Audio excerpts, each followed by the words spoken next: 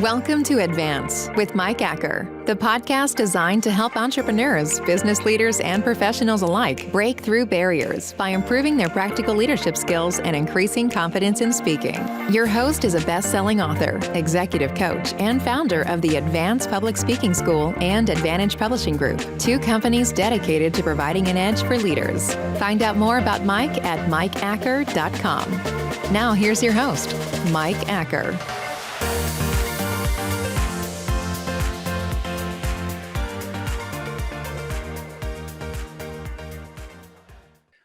Hey, I'm here with Dr. Kelly, and I'm looking forward to diving into this time with you today. Kelly, welcome to my show. Thanks for being here. Thanks, Mike. I really appreciate the opportunity. Now, we actually worked together because you were getting ready for some speeches, and we were just increasing that and making that incredible. And then we got to know each other even more. And then we worked on your book, and I'm super excited to announce that your book has been published and is available everywhere. How are you feeling about that right now? It's incredible. So, and thanks to you, you planted the seed in my mind, and we went forward with it. But yeah, it's an incredible feeling to take it from an idea back in the back of my mind that I've had for years to I have a book now. So thank you for that. Yeah, absolutely. I mean, and you really went for it and worked on it. It's been a year taking 2020 and making something good out of it, right? Absolutely. And then really reaping the rewards in 2021. So let's talk about that, because really what you wrote about is an area where you are an expert in. So tell us a little bit about just who you are and what you have done, and then we'll get into a little bit of the book. Absolutely. I'm a retired chiropractor. Actually, I practiced for 20 years in New Mexico. And I built my practices on the foundation of exceptional customer service. And I kind of backed into that from where we moved in New Mexico way back when a lot of the businesses didn't have great customer service. And I hated that. And so I just decided, you know what, my clinics are going to be different. Not to help it build my clinics, but just as I just didn't want my patients to feel like I was when I was visiting these other businesses. And as I did that and instructed my employees to provide better customer service, we just saw the impact it had with the patients, and we got the comments from the patients, and it really piqued my interest in it and helped me improve and learn and grow and do different things with it, and really helped me to grow my businesses. So when I retired, obviously I saw the impact of how customer service helped my businesses, and I wanted other businesses to be able to reap the same rewards that mine did. So that's why I've turned to coaching, and coaching specifically customer service, so other businesses can be successful through that. One of the things that I really appreciated is, as I went through this and I had a chance to read an early draft of your book, one of the things I really appreciated is it encouraged me to do some things that I knew I should do, but it just told me I needed to do it. And there were some other things that I would learn that were brand new. And there are other things that reminded me of, and other parts that just encouraged me. But literally, thanks to Kelly, and this is one of the reasons why I wanted to have him on the show, is thanks to Kelly, I reached out to someone that I had done some work with, and I just wanted to do what he was talking about. I wanted to go above and beyond. So I reached out, and as a result of that, it turned into more business, an expanded area of business, and now I'm working with them on a regular basis, presenting workshops and so much more, all because I read his book and took some of that and put it into practice. So thanks for that, Kelly. I appreciate that. And you're welcome. Maybe I owe you a little bit of just feedback. Well, let's talk about, just define for us, what is customer service, first of all, just so we're all on the same page. Well, the way I define customer service is a relentless focus on a customer, a consumer, a patient, a client, whatever you define that person being, but a relentless focus on that person and making them feel their best anytime they're doing business with you. That's my definition of them, and that's what the book obviously defines as well. Right, because the book is defining and delivering exceptional customer service, or define and deliver exceptional customer service. And that relentless focus, I really like it. Do you think that a lot of places aren't relentlessly doing it and it's just temporary? How do you think a lot of other places are treating customer service?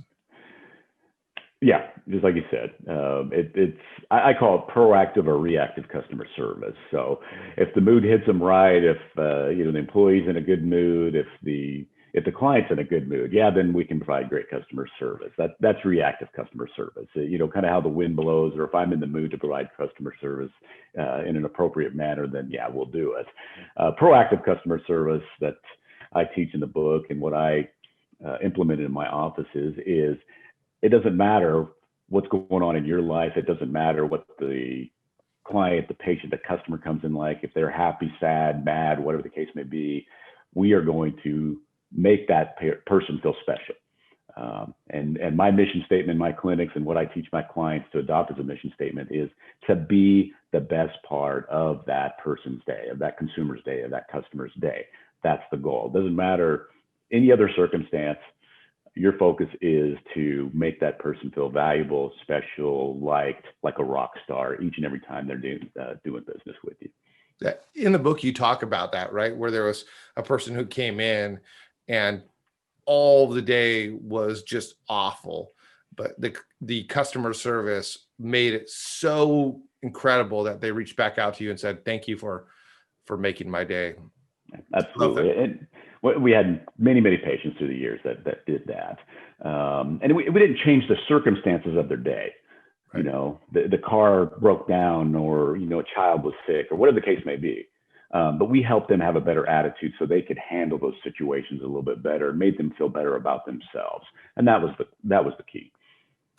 How amazing would that be if every single place that we went and did business with, whether online or in person, made you feel better about your day instead of the other way. I've been on the phone with a cable company before, and then afterwards I want to shoot people. It's like, gosh, that's not fun at all. And yeah, absolutely. Yeah. So I love it. Great. So let's talk about this. Why do we need to know more, or what do we need to know more of in terms of customer service? Give us something from your book, or just something from your coaching that we need to know more of. Well, there's a very common myth that I run into when I'm talking with prospective clients and even my clients that, and this is the statistical fact, most businesses think they provide great customer service. Whenever I'm talking to a group and I ask that question, everybody raises their hand. Yeah, we provide great customer service. We got it nailed down. But the statistics show that is just not the case. The statistic is 80% of businesses function at a level of average customer service to below that, to down to just terrible. So there's only 20% that are actually providing great customer service.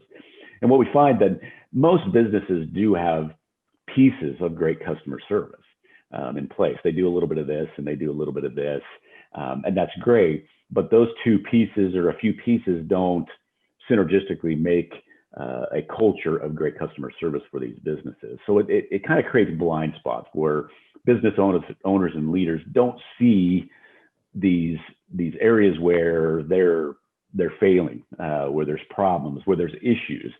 And when you have problems and issues and holes in your business that's related to customer service, you're going to lose customers, obviously, and you're going to lose money. And so I try to champion that. I try to get business owners to understand that and see that, yeah, you do have some pieces, but it could be so much better. And when it's so much better, there's a whole, they reap tremendous benefits from plugging these holes, seeing these holes, changing things up, making things better, that can completely transform a business, not only in profits and growth, but just internally to where it's better for the employees and just a better place to work and to function in. Yeah, absolutely. I love that. I love that what you're saying is really customer service. When you really work on it, it actually brings about increased revenue. And I've seen that. I've seen that where I've gone to a place and thought, the food was okay, the environment was good, but man, they just made me feel incredible. And I want to go back there because of that. And then I've been to places and signed up for services and signed up for different programs where I never hear back and I never get reached out to. So even when people sign up for coaching with me, one of the things I like to do is if they start stalling or not being a part, I want to reach out to them randomly. It's above and beyond. I don't need to. It's not part of what they paid for. They get the course, they got everything, but I want to go back forward out to them and just say, hey, I haven't seen you for a while. And that's what you're talking about, right? That above and beyond, and even more than just reaching out, just from the entry to the follow-up to everything, going above and beyond. Absolutely. And it's, sometimes I don't even look at it as going above and beyond, because a lot of the principles and actions that I coach and teach are so simple. They're very, very simple. It's just having doing them consistently, but also making sure that it's laying a foundation for it. It's not a flavor of the month. It's not a shiny new object that, yeah, that sounds good. Let's do it for a couple of weeks, and then it fades away and it's never thought about again. It's looked at as, hey, it's a foundation principle. Let's put this in place. Let's do these things consistently, and then let's reap for the rewards because of it. I love that. There's so much that we need to know, or that we know that we just need to act on. So I used to teach people in different seminars that when you're looking for something deep and something new, that's all good. But what you probably need to do is already act on the things that you already know. Same with communication. So much of what I'm talking to people, I'm like, you already know this. You just need to do the things that you know. But we're always looking for something new because it feels good and it intrigues us. And so as people read your book, what you're saying is there's some things in there that are just classic. People know. Exactly. And that's, what I tell clients all the time. This is, let's stop chasing the shiny new object. Customer service is not necessarily sexy. It's not, it's not the new technology. It's not the new shiny new object that'll, it's going to blow up your business. Customer service has been around for a long time, and there's tremendous statistics that back that up, that when you improve your customer service, you're going to sell more. And that's what I tell them. Hey, let's focus on serving better. All right, do these things consistently to serve better, and it's going to help you sell more. It's that flat. It's that simple. And that's the message I try to champion. As a business owner, I get people reaching out to me, and they always want to sell me their new thing. And some of them are really cool. And I've had people reach out to me, and I'll look at that shiny new object and be like, wow, I should do that. And what's the cost? It's $5,000 to do that. Or, it's $25 a month to do that. Or it's nothing up front, but then we profit share after you put all this time in. And so there's all these shiny new things, and they always seem interesting. I have this rule that I can't just instantly say yes to anything. Because once I go back, I go, why am I going to increase my overhead? And instead of increasing my overhead, what if I just did the things? And that's what you're really talking about. Customer service does not cost money necessarily to do. It just costs that intentionality. Well, what are some things that we could really practically do? One of the things I love about your book is it's got 26 chapters. Now that might seem like a lot, but some of them, what I love about it is you don't waste time on a chapter. If a page and a half will do for that chapter, then you spend a page and a half. Some books, you always feel like all the chapters are the same length, because the author's just trying to make it all look nice according to traditional publishing standards. And what I love about yours is it all looks nice, it all goes well, but if you don't need to spend a lot of time telling that principle, you say it, move on, and then you spend time where you need to. So it's something really easy for people to pick up. Tell us some of the practical things that we could just even know about that would be helpful right here. Some of these are things like you just mentioned that we know, the businesses know that they should do that. It's just, they get pushed back, for whatever reason, and just don't implement, but they're so simple and so easy, but yet are so profound and can make such a big impact on making the customer feel important every time they're with you. So one of the simplest and easiest things you can do is smile. Put a smile on your face. That should be part of every employee's uniform. Just like they put on, a schmuck or have to dress a certain way to come into business, they should put a smile on their face as soon as they get in the business, or as soon as someone unlocks the door to start letting the customers in. Keep a smile on your face. A smile is the universal welcome. It puts people at ease. It says, hey, we're here for you. We're glad you're here. We're ready to help you any way we can. So again, very simple, but very effective too, to put a smile on your face. Another principle that I like to talk about, and we always talk about making a good first impression. Everybody needs to make a good first impression, and that is important. But in business, we often lose sight or don't think about making a great last impression. So I call it bookending the impressions. So yes, let's make a good first impression, welcome the customer, and we're glad to see you, and have that smile. But as they're leaving too, you want to thank them for doing business with you. Tell them you appreciate them. and send them on their way on a positive note, because that ultimately is what they're going to remember even more than the first impression, because that was the last impression you gave them. So you want to leave that last impression on a positive note for them. And then one other simple item is, I call it manners matter, but it's simply using, politeness and using please and thank you and you're welcome, or yes, please, or no, thank you. Just putting those terms back in your everyday vocabulary. Using those terms, it shows respect to another person. And they're so easy to do, but they're also so easy not to do. So just putting those terms back in. And a good place to put those terms back in are not only verbal communication, or if you're on the phone, but also in emails. And so many businesses are turning to text messages as well, to text reminders, or, texting for a survey, or those type of things. And I get them all the time. And obviously I look at things with a critical eye, but rarely will they say, hey, please, can you fill out this, out this survey, or, your appointment is, thanks for your business. Your appointment is on such and such a day, or whatever. But how easy is it just to put in please, thank you, you're welcome into those bits of communication too. So those are three just very simple, practical things that take virtually no training, that a business could implement almost immediately, but could have a tremendous impact on the level of customer service, or the perception of level of customer service for their customers. As people dive into how to get better as a leader and a speaker, that often people are looking for something that is out there that's kind of hard. We want something hard to do. It can't be as easy to lose weight. Can't be as easy as just to not eat as much and walk, right? But it is. That's as easy as it is if you do that consistently. And I tell people again and again, communication and leadership, smiling is underrated, that it improves that. And I'm thinking, as you were talking, I remember places that smile and don't. That lasting impression is a great one as well. A lot of people I work with, their businesses are just growing and growing and growing.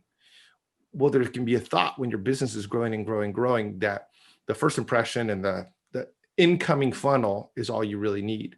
But there's people who I've done business with, because they didn't have an exit, there wasn't a good final impression, that it's hard for me to recommend them, because it didn't feel like it. So I thought that was really very interesting on your part. We've implemented some exit reviews when people finish our courses, to make sure that we do that kind of final touch, which takes a little bit extra. But what we're finding is that people are really appreciating that as well. And then on the last one, the manners, I'm a little bit guilty of that. I come from the Pacific Northwest, and we're not known for our pleases and thank yous and welcomes and sirs and ma'ams. And now we live in Fairhope, Alabama, and it is, I've never been called sir so many times in my life. And what I think about when it happens is, yeah, that's not needed for them to call me sir, and it's not needed for them to say those. But it's interesting, and maybe this is even what you're seeing, is that because not a lot of places are saying it, something triggers in my mind when they're saying please and you're welcome and thank you and sir. It triggers it, like, oh, that was kind of them. And it's not a huge thing, but it does make me go, yeah, that was a nice place. They're nice people. Absolutely. And it's, like you said, it's not earth shattering when these things happen, a smile, or being called sir, or yes, please, thank you, you're welcome. But again, it's like I mentioned before, really the premise of the books and the premise of my coaching is, let's do the simple things consistently, and you're going to reap the rewards because of it. Nice. I love it. Well, where can people find you, Kelly? Well, they can find my website, drkellyhenry.com. Find me on Facebook, Dr. Kelly Henry, and LinkedIn, Dr. Kelly Henry. The book is on the website, and then you can also find the book, Define and Deliver Exceptional Customer Service, anywhere that you would buy a book at. Love it. And that will all be in the show notes. You can find it connect.stepstoadvance.com, or in the show notes right there where you listen to your podcast, or on YouTube. You can find the links to his book, something for you to check out. Really, here's my final encouragement to you is, I read the book and then did something, just one thing, and directly out of Kelly's book, directly out of it, it led to several $1,000s more worth of business. So take this, spend the $5 to $10 or $15 on it, spend the money on it, and find out that it's going to bring about so much more. It's something that you can pick up. You can dive into any chapter. You could skip around if you want to, or you can go straight through. It's something that you will be encouraged by, and you'll be reminded, and you'll learn something new. So check it out, Dr. Kelly Henry, Define and Deliver Exceptional Customer Service. Kelly, thanks so much for being on the show today. I always enjoyed talking with you. It's been fun knowing you now for a year and working together in different ways. And so looking forward to seeing where your book goes this year. Thanks a lot, Mike. I appreciate you, and I appreciate the opportunity to be on your show. Absolutely. Absolutely. And as always, remember to subscribe and follow so that you don't miss out on what's coming up next. Have a great day.